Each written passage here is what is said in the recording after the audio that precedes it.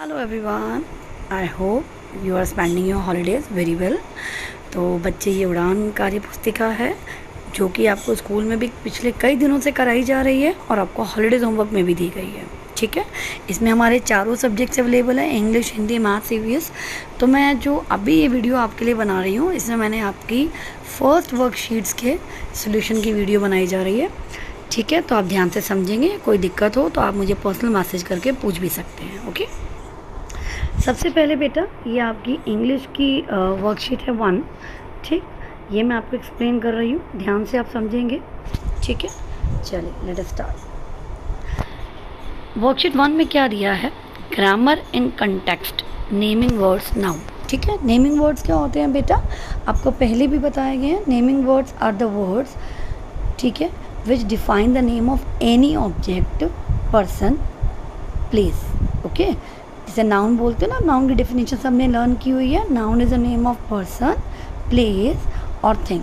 ठीक है, तो अब आपका क्वेश्चन है, look at the picture given below and right the name of objects, things which you can सी। आपको ये पिक्चर देखनी है, ये पिक्चर दी हुई है आपको। इस पिक्चर को आपको अच्छे से देखना है और जो जो ऑब्जेक्ट्स आपको इसमें नज़र आ रहे हैं, you have to write in these lines. Okay, तो आपको देखो बेटा, इसमें क्या नज़र आ रहा है। सबसे पहले आपको एक गर्ल नज़र आ रही है रोड पर, तो यू कैन राइट गर्ल।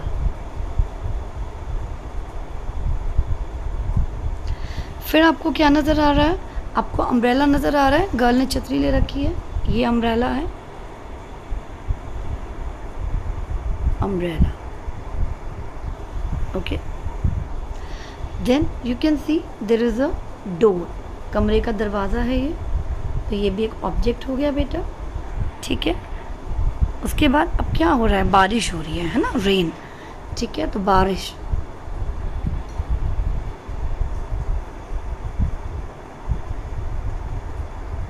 बारिश भी अपने आप में एक जो प्रोसेस हो रही है, इसका नाम है रेन। ठीक है, देन और क्या दिख रहा है आपको? देखो यहाँ पीछे, ये देखो एक डॉग है,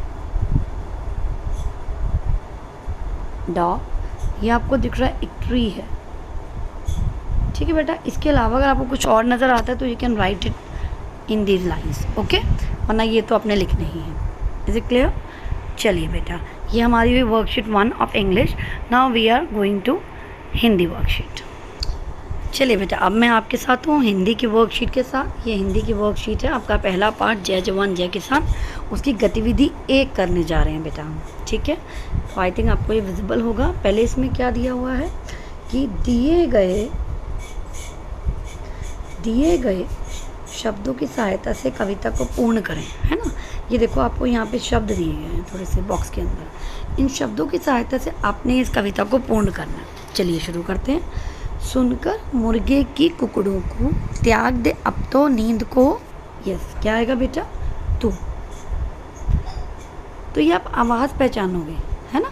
जैसे राइमिंग वर्ड्स में इंग्लिश में करते हैं, हिंदी में बोलते हैं तुकबंदी वाले शब्द, तो जिसमें आवाज़ जो पीछे की है वो सेम है ना। चींची करके चिड़िया पूछे सुबह सवेरे क्यों नहीं उठे, टेटे कर तोता फल खाता, कम बोलो कहकर उड़। देखो इसमें से क्या आएगा? यस, जाता। क्या आएगा बेटा? उड़ जाता। कुकू करके कोयल डैश, ज्ञान बटे तो फैला झोली। तो कुकू करके कोयल क्या करा? कोयल ने कोयल बोली, है ना। ये आ जाएगा आपका कुकू करके कोयल, बमियों की मात्रा और ली। ठीक है बेटा, चलिए आगे चलते हैं। हाँ, नेक्स्ट। टर्टल मेंढक ने माना बुरे दिनों को भूल न जाना। ठीक है, टर्टल मेंढक ने माना, अब माना है ना, तो देखो यहाँ से हम देखेंगे क्या आएगा। यस, बुरे दिनों को भूल न जाना। ठीक है, तो यहाँ हम क्या फिल कर देंगे बेटा? जाना, क्योंकि जाना हमारा ऊपर बॉक्स में दिया भी था। सुनकर के मक्खी की डैश, हो मत जाना तुम खिन खिन, है ना। मक्खी की क्या बेटा? मक्खी क्या करती है? भिन भिन करती है ना। ये रहा भिन भिन, तो यहाँ पे हम क्या लिख देंगे? सुनकर मक्खी की भिन भिन। ओके, यहाँ हम लिख देंगे। कहने का मतलब आपने कविता को पूरा करना एक सेम आवाज़ के साथ, धुन जो है ना कविता की सेम निकलनी चाहिए। नेक्स्ट, होमत जाना तुम किन किन, कहती है घोड़े की हिन हिन, उलझन सुलझा डालो डैश, सभी सदाएं कुछ डैश, उस कारण डैश कहलाती। उलझन सुलझा डालो, अब हम देखते हैं ऊपर से क्या आएगा।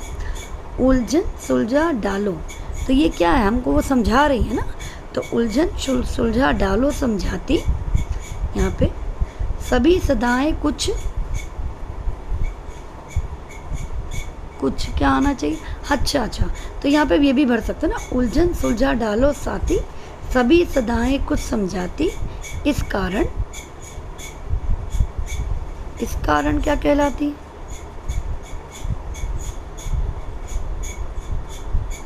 अब देखो करते करते आपको समझ में आएगा। अब जैसे यहाँ पे हम उलझन सुलझा डालो अगर साथी कर दें, या उलझन सुलझा डालो समझाती, तो नीचे के ब्लैंक्स में क्या आएगा, तो आप यहाँ से फिल करोगे। होमत जाना तुम किन किन, कहती है घोड़े की हिन हिन, उलझन सुलझा डालो गिन गिन, है ना बेटा। यहाँ पे क्या आ सकता है, उलझन सुलझा डालो, यस, यहाँ से आ जाएगा गिन गिन। और आगे क्या है, सभी सदाएं कुछ समझाती, इस कारण साथी कहलाती। ठीक है बेटा, तो इस तरह से यहाँ पे आप फिल कर दोगे। यहाँ आ जाएगा गिन गिन,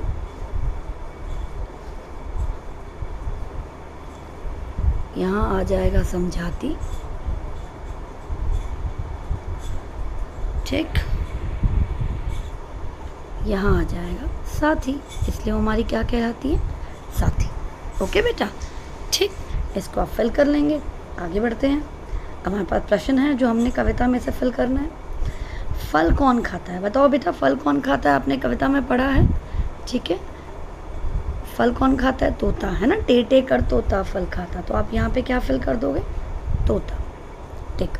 घोड़े की आवाज़ को क्या कहते हैं, भिन भिन, हिन हिन, घिन घिन, गिन गिन, यस, हिन हिन। सदाएं का अर्थ आवाज़ें होता है। आप सदाएं का प्रयोग करते हुए कुछ वाक्य बनाएं, एक वाक्य बनाए। सदाएं होता है आवाज़ें, है ना, सभी सदाएं, सभी आवाज़ें को समझाती हैं। तो आप लिख सकते हो कि पक्षियों की सदाएं बहुत सुंदर लगती हैं, है ना। तो इस तरह से अपनी मर्जी से भी वाक्य बना सकते हो, आपकी क्रिएटिविटी के लिए मैं छोड़ रही हूँ, आप खुद लिखेंगे। फोर्थ है आपका, कविता में प्रयुक्त योजक चिन्ह वाले शब्दों को लिखो। योजक चिन्ह, जैसे कुकड़ू, ये डैश है, फिर कु, तो ऐसे कितने सारे शब्द है देखें हम यहाँ पे, चलो देखते हैं।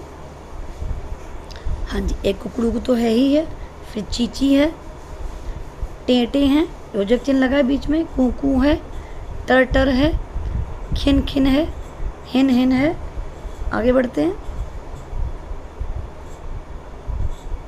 बस यही है। तो ये आपके सारे योजक चिन्ह वाले शब्द है बेटा, इनको आप फिल कर देंगे, लिख देंगे उस ब्लैंक्स में, ठीक है। चलिए आगे चलते हैं। नेक्स्ट क्वेश्चन,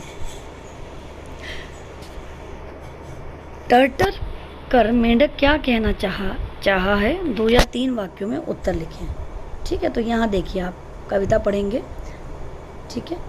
टर्टर मेंढक ने माना बुरे दिनों को भूल न जाना, तो टर्टर करके मेंढक ये कहना चाहता है बेटा, ठीक, इसमें आप लिख देंगे टर्टर करके मेंढक क्या कहना चाहता है। टर्टर करके मेंढक कहना चाहता है कि हमें बुरे दिनों को कभी भूलना नहीं चाहिए। इसको आप आगे और बढ़ाना चाहते हैं तो यू कैन राइट, हमें बुरे दिनों को नहीं भूलना चाहिए, बल्कि हमें बुरे दिनों से कुछ शिक्षा लेनी चाहिए, ठीक है बेटा। तो इस तरह से आपकी हिंदी की पार्ट 1 की गतिविधि खत्म होती है। चलिए बेटा, अब चले मैथ्स पे। चलिए बेटा, तो हम आ गया मैथ्स, हमारा पहला पार्ट मछली उछली, उसका कार्यपत्रक 1 है बेटा, आप देख सकते हैं। यहाँ सबसे पहले उदाहरण से शुरू किया गया है, 127 और 102 को जोड़ो। तो आपको जोड़ करना तो आता ही है बेटा, स्टिल मैं एक बार आपको फिर से समझा दे रही हूँ, ठीक है। जैसे यहाँ पे आपको जोड़ना है, तो आप कैसे जोड़ेंगे, देखो सबसे पहले हमारा इकाई का अंक होता है, फिर दहाई का और फिर सैकड़े का। अब यहाँ है 127, तो 7 आपके इकाई पे है, 2 दहाई पे, 1 सैकड़े पे। ऐसे ही 152 है, ठीक है। 152 इकाई पे 2, दहाई पे 0, सैकड़ा पे 1। अब आप इसको जोड़ देंगे, आपने प्लस करना, जोड़िए, 7 और 2 9, 2 और 0 2, 1 और 1 2। तो इस तरह से आपका उत्तर आ गया 229। इसी तरह से यहाँ पे 3 नंबर है बेटा, 123, 321 और 54। ठीक है, तो आपने 123 लिखा, इकाई दहाई सैकड़ा, ऐसे ही आप कॉपी में भी लिखेंगे इकाई दहाई सैकड़ा। फिर ऐसे आपने 321 लिखा और यहाँ 54 में आप देख रहे हो 4 आपका इकाई पे है और 5 आपका दहाई पे, और फिर इनको सिंपल आपने जोड़ देना है। ठीक है, सबको जोड़ आता ही है बेटा। चलें आगे। ठीक है, ये ऐसे एक और उदाहरण दिया है। अब ये आपका है 3 अंकीय संख्याओं को विविध तरीकों द्वारा हासिल के साथ घटा सकते हैं। ठीक है, घटाना है, लिखेंगे वैसे ही इकाई दहाई सैकड़ा। ठीक है, 643 और घटाएंगे किसको, 231 को। तो बेटा 3 में से 1 गया 2 इकाई के स्थान पे, 4 में से 3 गया 1 दहाई और 6 में से 2 गया 4 सैकड़ा। तो उत्तर आपका आ गया 412। ठीक है, इसी तरह से आपको ये एक और उदाहरण दिया गया हुआ है कि आपको 469 में से 123 घटाना है। ठीक है बेटा, चलो आगे चलते हैं। ऐसी एक और उदाहरण है आपके पास, 189 में से आपने 129 को। हाँ जी बेटा, आगे बढ़ते हैं। अब आपको यहाँ पे क्या दिया है बच्चे कि आगे की 2 संख्याएं लिखो। ठीक है बेटा, आपने आगे की 2 संख्याएं लिखनी है। ठीक, चलिए शुरू करते हैं। आपको दिया है यहाँ पर 198। ठीक है, तो इसके आगे बेटा क्या आएगा, 199 और उसके बाद 200। अगला देखते हैं 209। 209 के बाद क्या आएगा बेटा, 210 और फिर 211। इसी तरह से ये और ये और ये। ठीक है, ये आप खुद करेंगे। ओके, अब है पहले की 2 संख्या लिखो बेटा। जैसे ऊपर आपको दिया था बाद की 2 संख्या, अब दिया है पहले की 2 संख्या। चलिए लिखते हैं। तो 201 से पहले क्या आता है सोचो आप। अब यहाँ 1 है तो उससे पहले क्या आएगा, 0। 200। अब 200 से पहले देखो 10 से पहले क्या आता है, 9। तो ऐसे ही 200 से पहले 9 वाला अंक संख्या कौन सी है, 199। तो 199, 200, 201। एक और करते हैं बेटा, 302। अब 302 से पहले क्या आएगा, 301 और 301 से पहले 300। ठीक है बेटा, अब बचे ये 4, ये आप खुद कोशिश करेंगे। ओके बेटा, चलिए आगे बढ़ते हैं। संख्याएं लिखो। ठीक है बेटा, संख्याएं लिखो। जैसे कि आपको बता ही दिया गया है कि इकाई दहाई सैकड़ा क्या होता है। तो 4 आपका इकाई पे है, 5 आपका दहाई पे, 4 फिर सैकड़े पे, 454 दिया हुआ है। 4 इकाई पे, 5 दहाई पे और 4 सैकड़ा पे।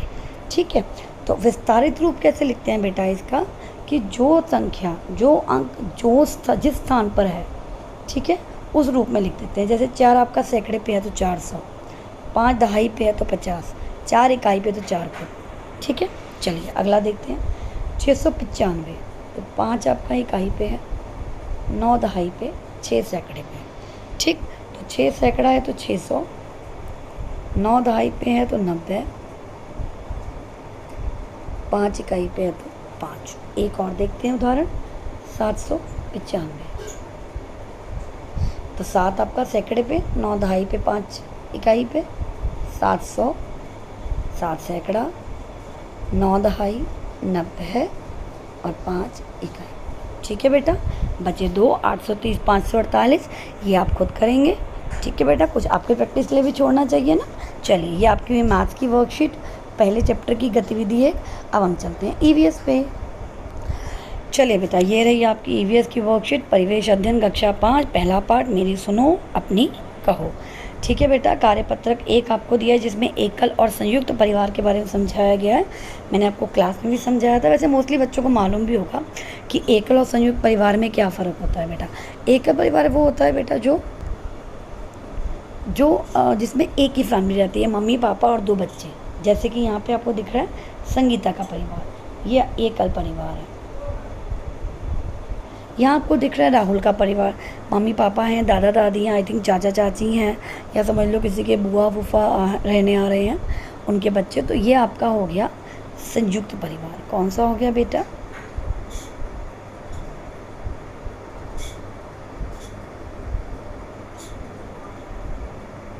संयुक्त परिवार। ठीक है, चलिए अब रीड करते हैं। हमें क्या दिया है, नीचे संगीता और राहुल के परिवार के चित्र दिखाए गए हैं। परिवारों की संरचना के आधार पर नीचे लिखे कथनों को तालिका में उपयुक्त स्थान पर लिखो। यदि कोई कथन दोनों परिवारों के लिए उपयुक्त हो तो उसे दोनों तालिकाओं में लिखो। ठीक है बेटा, चलिए देखें क्या दिया हुआ है आगे।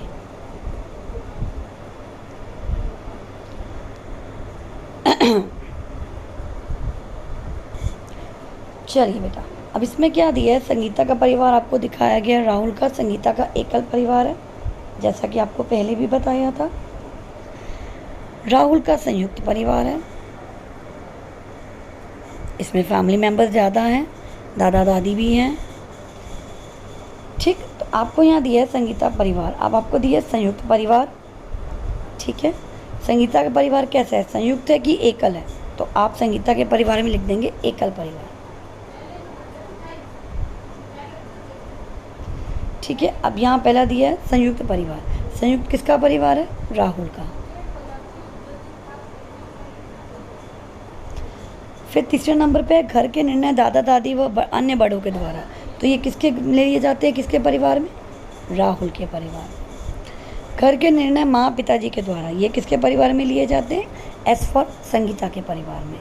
त्यौहार पर दादा दादी से मिलने जाना, तो मिलने कौन जाएगा, जिसका परिवार एकल है वो मिलने के लिए जाएगा, तो मिलने के लिए जाएगा तो वो किसका परिवार है, संगीता का, क्योंकि राहुल के परिवार में तो रहते ही हैं। बड़े घर की आवश्यकता किसको है, जिसका संयुक्त परिवार है, यानी कि राहुल। कार्यों को कई सदस्यों द्वारा किया जाना, अब जिसके परिवार में कई सदस्य हैं, दादा दादी चाचा चाची, वही लोग तो कार्य को कई सदस्यों द्वारा करेंगे ना, तो ऐसा किसके घर में पॉसिबल है, यस, राहुल के घर में।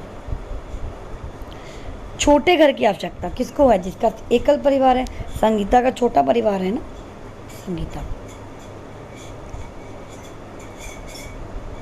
ठीक है, एंड हाँ जी, घर खर्च चलाने का कार्य माता पिता का, तो घर खर्च चलाने का कार्य माता पिता का कब होता है, जिस दिन माता पिता ही रहेंगे, है ना बेटा, वहाँ कोई और हेल्प तो कर नहीं पाएगा, तो किसका परिवार है ऐसा, संगीता का। घर में ही भाई बहन संग खेलना, तो घर में ही भाई बहन संग खेल पाते हैं जिनका एकल परिवार है।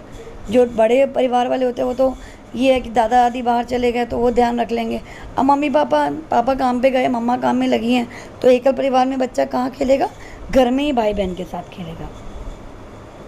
ठीक है, या इसको दूसरे रूप में भी लिया जा सकता है कि जिसका परिवार बड़ा है ना, तो बड़ा परिवार में क्या होगा, घर में इतने भाई बहन हो जाते हैं, चाचा चाची के बच्चे हो गए, है ना, तो आपको घर में ही खेलने को मिल जाता है, फ्रेंड सर्कल।